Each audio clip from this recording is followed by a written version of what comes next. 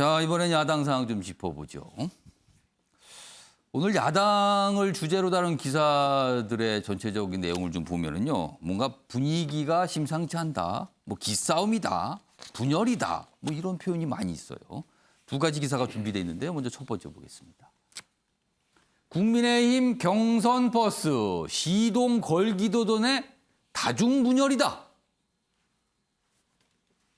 그러니까 탈 사람은 많이 탔어요. 거의 다 탔다라는 평가죠. 그런데 그 타신 분들끼리 분열이다. 뭐 이겁니다. 여기 보면 윤석열 예비후보 측 돌고래 멸치 발언으로 당내 다른 주자들 자극. 그러니까 이 정진석 의원 얘기를 써놓은 것 같죠? 이런 얘기예요. 그러니까 윤석열 후보는 돌고래인데 멸치 고등어하고는 생장 이 환경이 다르다. 왜 같은 대우를 하느냐? 그럼 다른 후보들은 멸치 고등어가 되는 셈이에요. 그래서 여기 있죠? 무슨 가락시장입니까? 뭐 이런 반발이 있어요. 그리고요. 하는 짓이 레밍이다. 레밍은 이거 쥐하고 비슷한 동물이잖아요. 근데 막 몰려다녀요, 때로. 그러니까 국민의힘 국회의원들이 특정 예비 후보, 특정 후보 진영으로 막 대거 지지한다고 가는 걸 레밍이라고 또 비유를 했어요. 반발하는 목소리죠. 그리고 입만 떼면 설하다. 뭐 역공을 받았다는 겁니다. 여기 뭐 가락시장이냐 뭐 이런 얘기도 있어요. 그리고 봉사활동 불참한 거 놓고 이준석, 윤석열 앙금이 깊어지는 거 아닌가. 이 기사는 이렇게 보고 있어요. 기사 하나 더 있습니다. 야당 경선 버스 덜컹. 그러니까 시동도 안 켜고 출발 안 하는데 벌써 덜컹 된다는 거죠. 윤석열, 이준석 기싸움에 갈리는 야권이다. 그러니까 여기는 이준석 운전자잖아요. 그리고 윤석열은 1위 주자고요. 뭔가 지금 역할에 대한 인식이 달라서 사사건건 신경전하는 거 아니냐 이렇게 분석하고 있습니다. 뭐 당내 세력 다툼 시각으로 보는 이런 내용도 좀 있습니다. 자, 이 상황에 대해서 걱정을 하면서 뭔가 얘기한 분이 있습니다. 영상으로 확인해 보겠습니다. 화합의 정신이 없이 오만과 무례와 분열로 간다면 정권 교체 원팀도 어려워지고 정권 교체도 어려워지고. 최영철 편집위원. 네. 경선 버스가 출발도 시동도 안 켰는데 덜컹거리고 있다. 이거 기싸움 엄청나다. 뭐 다중분열이다. 이런 평가 받고 있거든요. 이런 평가가 나오는 이유가 뭡니까? 양측이 기분이 매우 상한 것 같습니다. 지금 경선 버스 운전자는 우리 이준석 당대표인데 예. 또 탑승자는 우리 윤석열 전 총장을 비롯해서 많은 분들이 축구팀 한 팀 정도 이제 탔죠. 그러네요. 축구팀 한 팀은 넘어갑니다. 네, 숫자가. 넘어갔는데 이준석 운전자 입장에서는 윤석열 전 총장이 가지고 온 짐이 마음에 안 든다는 거죠. 짐을 많이 갖고 탄다는 거죠. 그러니까 자리를 많이 차지하는데 너는 왜 그 표 한 장 끊어가지고 자리를 이렇게 많이 차지하냐. 짐을 빨리 내려서 택배를 붙이고 너 혼자 타라. 다른 사람들하고 동등하게 좌석 한 자리씩만 차지해야 되는데 당신이 자꾸 짐을 갖고 타가지고 버스 반을 당신이 차지하려면 좌석을 지금 몇 칸을 차지하고 있다. 그렇습니다. 그러니까 기분 나쁘다. 이런 것이고 윤 전 총장 입장에서는 내가 지금까지 밖에 가서 지금 여기 장가 오려고 혼수를 해온 게 얼만데 이 당을 위해서 이렇게 많은 혼수를 해왔는데 이렇게 나를 무시하냐. 버스 탈 때 나한테 좀 인센티브를 줘야 될 거 아니냐. 내가 사이즈가 얼만데 지금 그런 대우를 하는 거냐. 그렇습니다. 그것 가지고 둘이가 지금 싸우고 있는 거죠. 그러니까 이준석 전 대표는 윤석열 전 총장이 가지고 있는 가치를 인정하지 않는다는 겁니다. 짐을 인정하지 않는다는 거죠. 그러니까 몰같이 그러한 입장이고 윤석열 전 총장 입장에서는 내 지금 여론조사 지지율을 봐라. 내가 이렇게 짐을 많이 갖고 탈 수밖에 없는 구조인데 당에서 나를 이렇게 대접하면 되겠느냐. 이런 신경전이 이어지는 것이죠. 그런 입장에서 제가 볼 때는 지금 누가 양보해야 되겠느냐. 저는 이준석 전 대표가 윤 전 총장의 지지율을 인정하는 것이 현실 정치에 맞다고 생각합니다.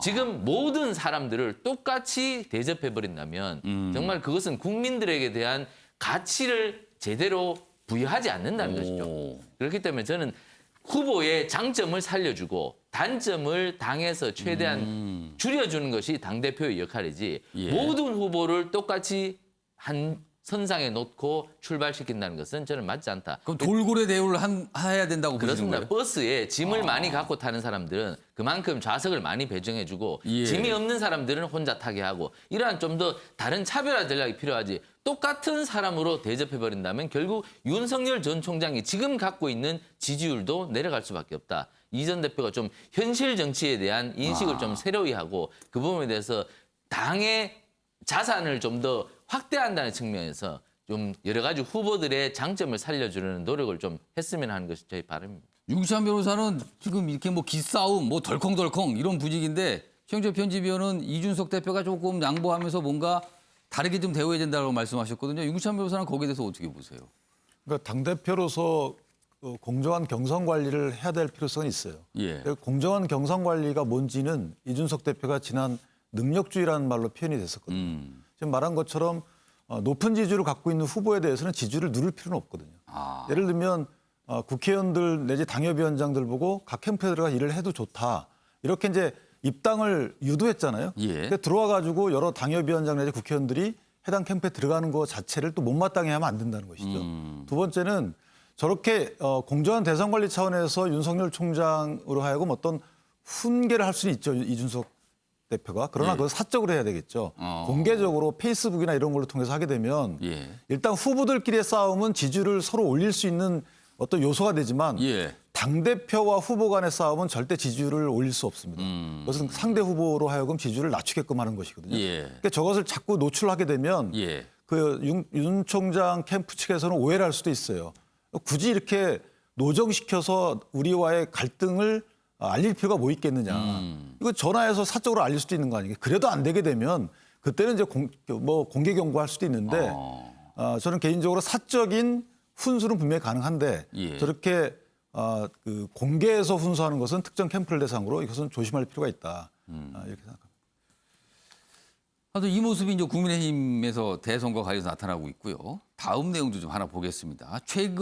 역시 최근에 입당한 분이죠. 최재형 전 감사원장. 가족이 등장합니다.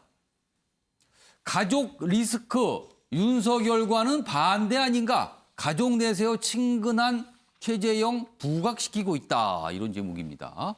여기 보면 아내는 공개 인터뷰로 응원을 하고요. 딸은 일상을 담은 인스타그램에 사진을 올리면서 뭔가 설명을 하고 있어요. 그리고 당 행사에 얼마 전에 불참했죠. 이거에 대해서는 이유 불문하고 송구합니다. 이런 입장을 좀 보이는 거예요. 기사 하나 더 있습니다. 애국가 10,000번이라도 부를 것이다. 구원투순하던 최재형 가족들. 이 얘기를 한 거는 이제 며느리 일동입니다. 최재형 부친 며느리. 그러니까 이 가족들이라고 할 수 있죠. 애국가 부르는 사진, 뭐 가족들이 가족 행사에 애국가 부른다 이런 게 알려졌잖아요. 그 이후에 뭐 여러 가지 이제 다른 어떤 지적, 뭐 아니면 약간 쓴소리 이런 게 있었는데 그거에 대해서 나라를 위한다면 나라 잘 된다면 애국가 10,000번, 1,000번, 10,000번 부를 수 있다. 며느리들이 성명을 냈어요. 그러니까 가족이 나선 거죠. 이게 역시 이런 분위기에 대해서 뭔가 차별 아니냐 이렇게 나서고 있습니다. 지금. 자, 그럼요. 먼저 이와 관련된 영상 하나 준비했는데요. 확인해 보겠습니다. 여보, 그동안 잠깐만요. 이런 얘기하면 너무 몰라서. 항상 아껴주고 도와주고 그렇게 살았는데 이제는 제가 그렇게 하고 살아야 될 때가 온 것 같아요. 힘내시고 저도 열심히 돕겠습니다. 자, 아내 되시는 분은 저렇게 이제 응원 메시지를 보냈고요. 그리고 딸은 SNS상에 사진 올리면서 이렇게 씁니다. 뭐 이런 내용들이 있었어요. 기사로도 알려지고. 나는 저 집 며느리로 못 갈 것 같아. 그러니까 애국가를 부른다. 뭐 이런 걸 지적하면서 한 거죠. 그러자 최재형 후보의 장녀가 이렇게 사진을 올렸어요. 여기 보시면 이쪽에 있는 분은 최재형 전 감사원장 같죠. 뭔가 설거지를 하시네요. 그리고 여기 보면 아들들인가요? 열심히 뭔가 아니면 조카들인가요? 뭔가 이렇게 부엌 일을 하는 모습이죠. 이 모습을 올려놓고 친척들이 동생들 장가 못 갈까 봐 자발적으로 사진 보내왔다. 걱정 마시고 결혼하셔도 됩니다. 뭐 이런 취지 같죠? 응원을 하는 겁니다. 윤기찬 변호사, 사실은 다른 대선 주자에 비해서 가족들의 응원과 지원이 좀 두드러져요. 이거 말이에요. 좀 생각해 볼 지점이 있는데 윤석열 전 총장을 겨냥했다라고 언론에서 해석하고 있는데 어떻게 보십니까? 뭐 그게 전부는 아닐지라도 그 상대적인 장점으로 활용할 생각은 하셨겠죠. 더군다나 최재형 감사원장의 경우에는 가족과 관련된 미담이 좀 많이 있었잖아요. 예. 그러나 이제 입양 문제도 있었고 그렇죠. 입양 문제를 밝혔을 때 그걸로 인한 혹시나 또 상처받을 수 있다라는 또 지적에 대해서는 당사자가 또 전혀 괜찮다고 당사자는 아들이 나서서 더 많이 알려주세요 이랬어요. 또 애국가 4절까지 부르는 거에 대해서 또 여러 가지 비판이 있자 또 당사자들이 나서서 또 며느리들이 해명. 나서서 우리가 알아서 부르는 건데 왜 그러십니까라고 또 그랬어요. 그러니까 이것이 이제 사실 인지도를 올리기 이전에 호감도를 올리는 작용을 하거든요. 호감 있는 인지도가 올라가야 되는데 최재형 전 감사원장의 그 이 인상이 좀 강한 인상을 주세요. 그러니까 아마 저렇게 가족들로 하여금 같이 움직임으로써 호감도가 상승할 수 있는 기회가 되고 친밀도가 높아진 예. 것이고 또 더불어서 이제 말씀하신 대로 윤석열 총장과의 대비되는 부분이죠. 윤석열 총장은 사실 단도직 입자로 가족이 약점으로 작용하고 있는 것이고 예. 최재형 감사원장은 지금 가족이 이제 장점으로 작용하고 있는 것이기 때문에 아마 캠프 내에서는 이것을 좀 더 활용할 가능성이 더 앞서 있는 것이다. 다만 이쯤에서 이제 정책적인 측면이 좀 나와주셔야 된다. 물론 준비를 하고 계시겠지만 지금 여러 가지 정책에 대한 질문에 대해서 답을 확실히 하고 있지 않으시기 때문에 신중하게 예. 하고 계시거든요. 이 부분이 정책과 연결돼서 인지도까지 높아지신다면 저는 그 TV 토론동을 거쳐서 갑자기 지지율이 상승할 수도 있다. 이렇게 생각합니다. 그러니까 이른바 이제 내용, 정책에 대한 내용을 좀 갖추셔야 됩니다. 이 말씀을 좀 덧붙이신 거예요. 조금 이런 가족들이 등장하는 거, 이와 관련된 기사 하나 더 있습니다. 다음 기사를 보겠습니다. 이 기사는 좀 쓴소리를 하고 있어요. 반려견 아내 사랑, 먹방. 뭐 이 정도 되면 정책은 뒷전이고 감성에 매몰된 거 아닙니까? 이렇게 지적하고 있어요. 여기 보시면 이게 무슨 사진입니까 이게? 윤석열 전 총장인데 반려견을 안고 누워서 휴가를 보내는 사진. 뭐 이런 게 또 올라왔죠. 여기 보면 이낙연 전 대표는 인스타그램에 부인과 함께 처음 만났던 일, 뭐 이런 거 이렇게 약간 만화로도 그려져 있고 뭐 이렇게 소개돼 있어요. 보겠습니다. 윤석열 2030 겨냥 SNS 활동 늘렸다. 최재형 뭐 영상 이런 거 아까 보셨죠. 그다음에 이재명 이낙연은 뭐 애처가 경쟁 중. 코로나. 그리고 최근에 이재명 경기지사는 부인과 함께 손을 잡고 마치 약간 연애하는 듯한 그런 분위기의 사진들 뭐 좀 공개되고 그랬죠. 이런 겁니다 지금. 근데 여기는 이렇게 쭉 설명하면서 정책, 비전, 콘텐츠 대결 이거 가로막고 괜히 감성으로 가는 겁니까? 이렇게 좀 쓴소리를 하고 있어요.